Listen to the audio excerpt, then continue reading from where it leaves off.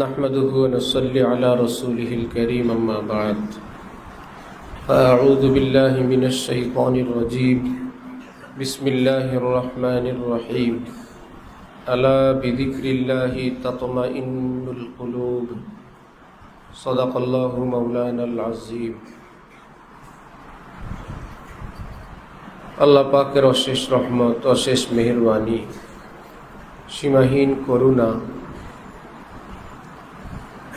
আল্লাহ পাক আমাদেরকে দ্বীনি পরিবেশে সুস্থভাবে, শান্তভাবে, ইতমিনানের সাথে এক জায়গায় বসার, আল্লাহওয়ালাদের সিলসিলায় আল্লাহকে ডাকার, এলমি দ্বীন শেখার, আল্লাহ পাকের মহব্বত অর্জন করার মতন পরিবেশে আসার তৌফিক দান করেছেন। আলহামদুলিল্লাহ। পৃথিবীতে বহু জনপদ, বহু দেশ,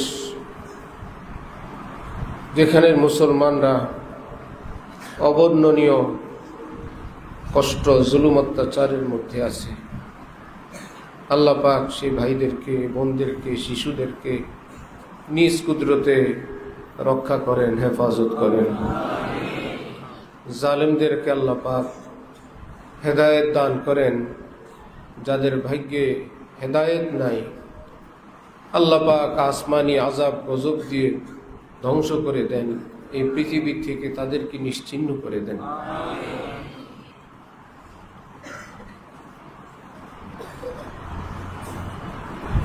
न जाने बुला ले पिया किस घड़ी तो रह जाए तख्ती खड़ी की खड़ी। হঠাৎ যখন যার ডাক আসবে, এই দুনিয়া ছেড়ে যাওয়া লাগবে, এই খবরই চতুর্দিক থেকে আমরা শুনতে পাই, জানতে পারি অমুক ব্যক্তি দুনিয়া থেকে চলে গেছেন। আমরা শুনতে শুনতে অভ্যস্ত হয়ে গেছি, আমরা এটাকে স্বাভাবিক বানিয়ে নিছি। এটা কোনো স্বাভাবিক বিষয় না। একটু চিন্তা করার মতন, সে পৃথিবী ছেড়ে চলে গেছে, সারা জীবন যে মৃত্যুর কথা আমরা শুনে আসি, তার কাছে সেই মৃত্যু চলে আসছে, সেই পৃথিবীকে আর দেখবে না, সে মাটির নিচে চলে গেছে। আমাদের যে আকীদা, ইসলামের আকীদা, তাকে এখন প্রশ্নের সম্মুখীন হতে হবে কবরে।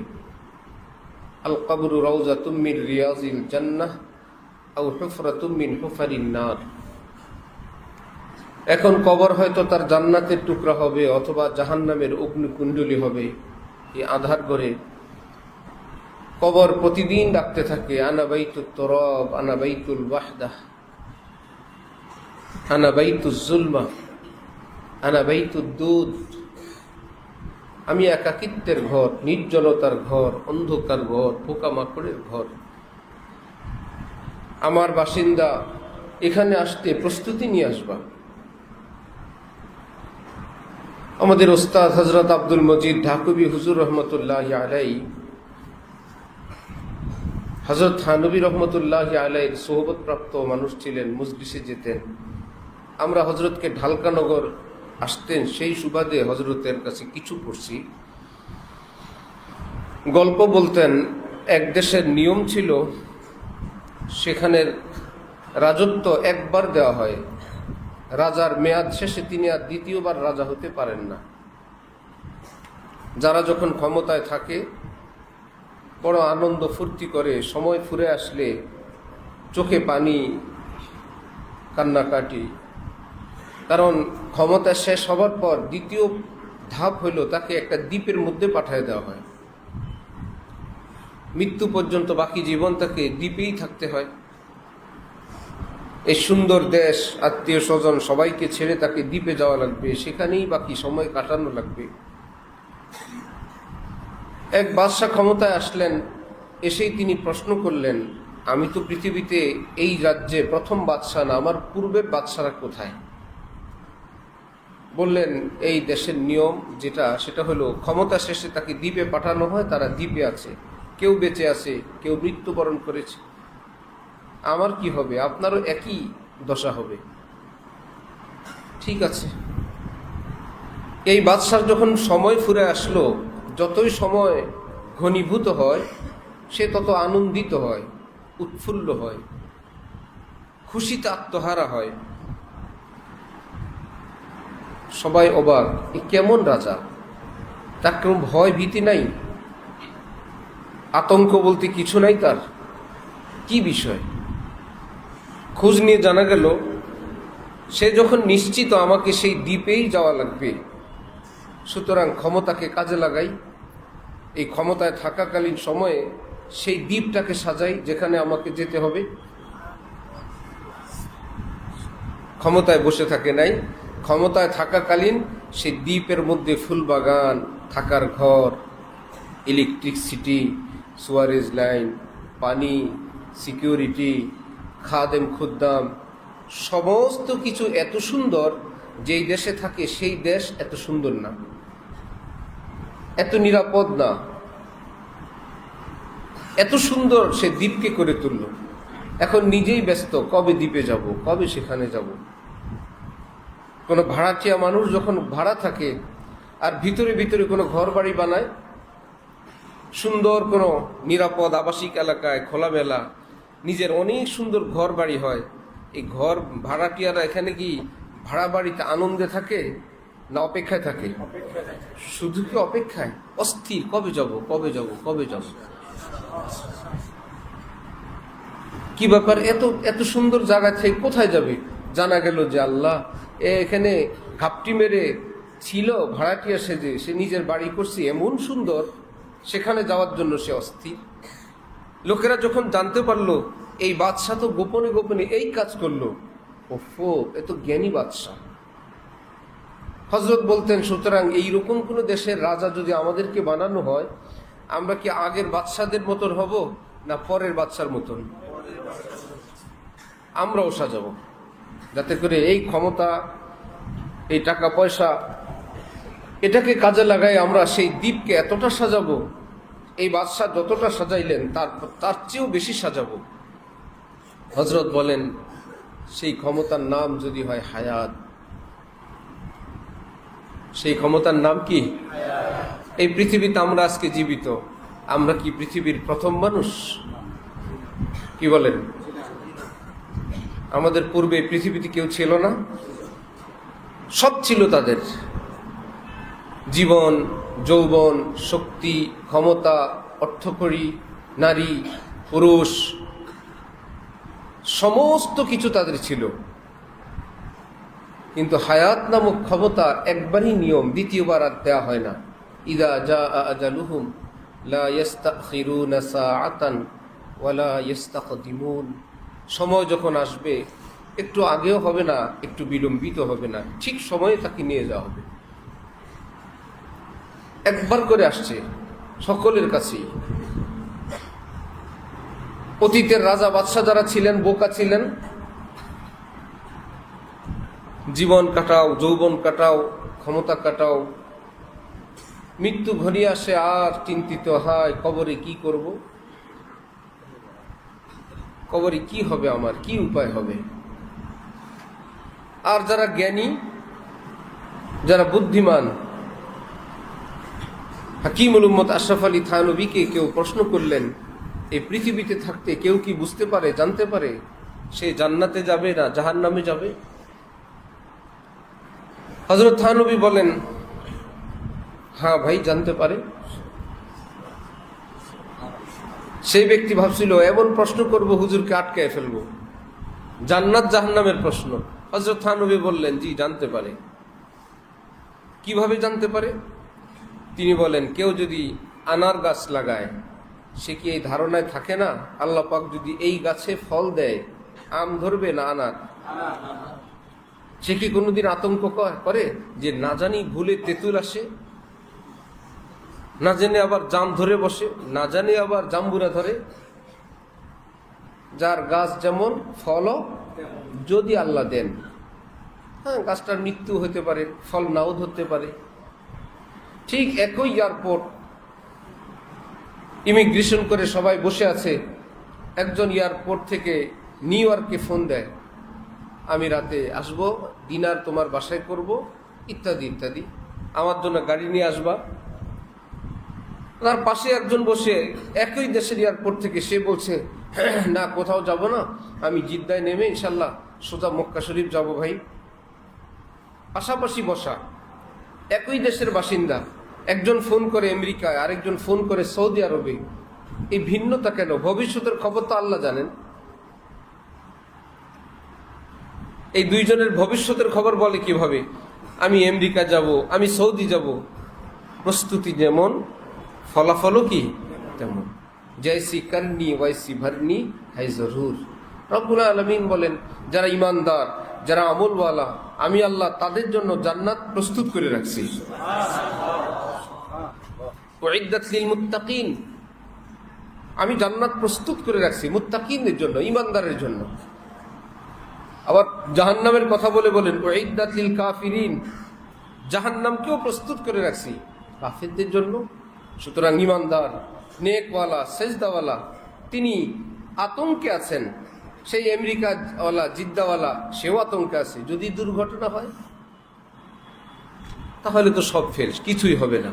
ঠিক স্বাভাবিকভাবে যদি আল্লাহ নেন, কোনো দুর্ঘটনা না হয়, তাহলে আমেরিকাওয়ালা যেমন আমেরিকায়, জিদ্দাওয়ালা যেমন জিদ্দায়, ঠিক যে যেভাবে আছে ইমানদার এই গতিতেই যদি থাকে, ইনশাআল্লাহ ইমানদাররা কোথায় যাবে?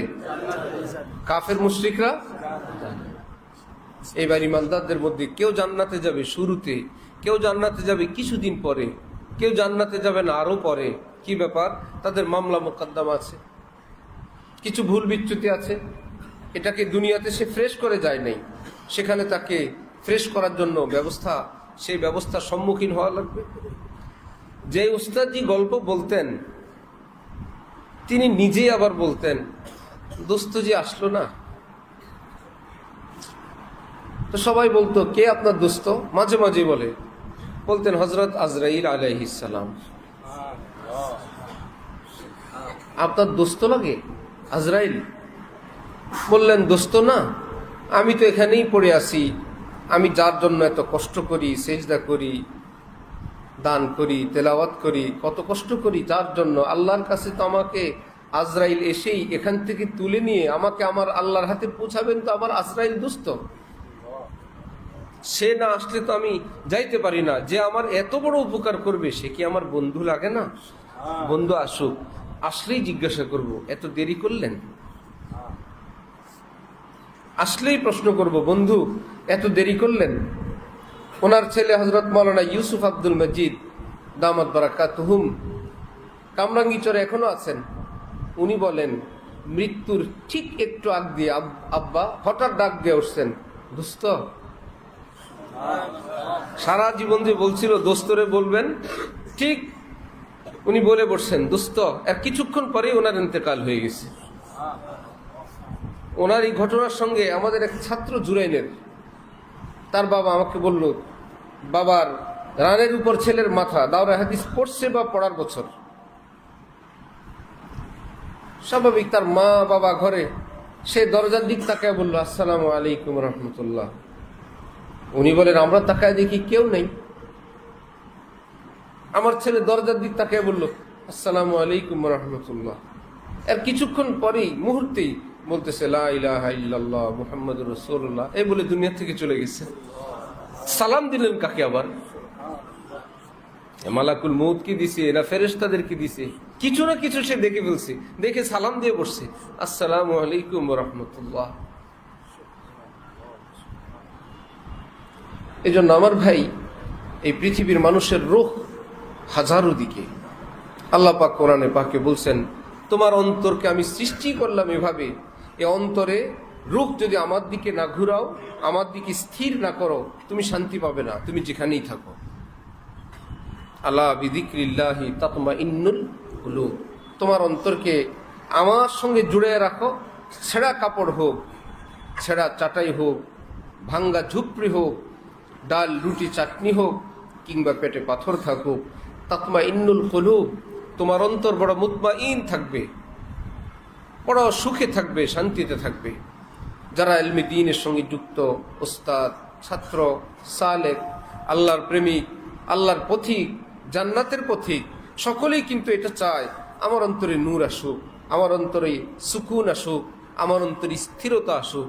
এর জন্য আল্লাহর কসম করে বললাম, রাস্তা একটাই, ওষুধ একটাই, অন্তরকে আল্লাহমুখী করা। আল্লাহমুখী করার জন্য ওষুধ হলো লা ইলাহা। ওষুধ কি?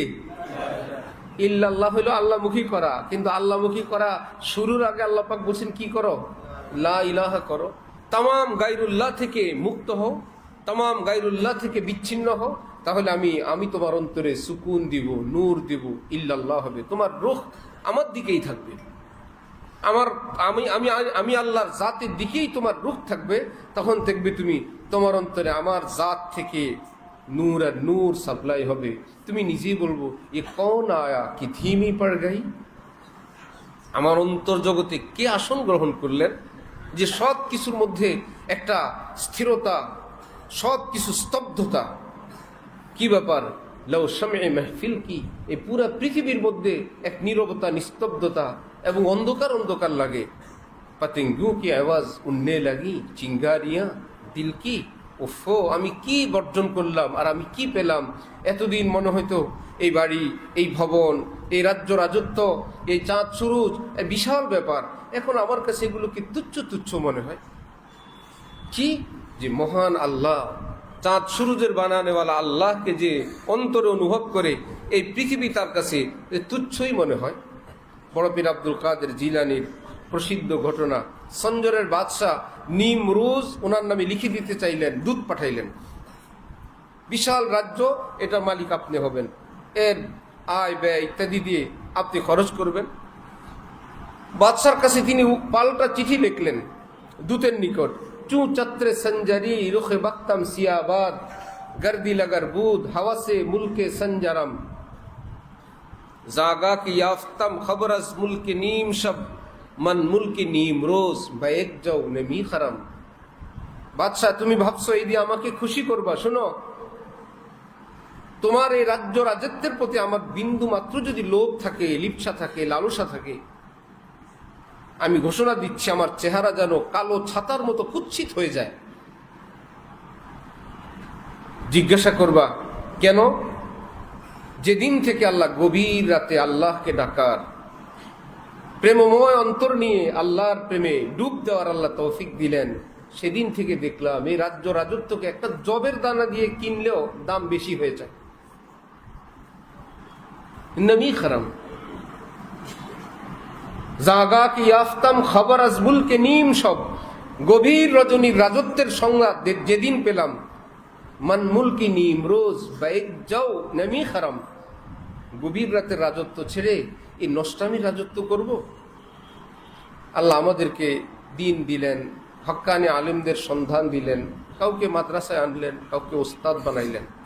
আমার ভাইয়েরা, নিজের দিল অন্তরের রূপকে স্থির করলে ইনশাল্লাহ জেহেনেও বরকত হবে, পড়ালেখাও ভালো লাগবে, রিজিকেও বরকত হবে, সিহাতও ভালো হবে, সব দিক থেকে দুনিয়া ইজ্জত হবে।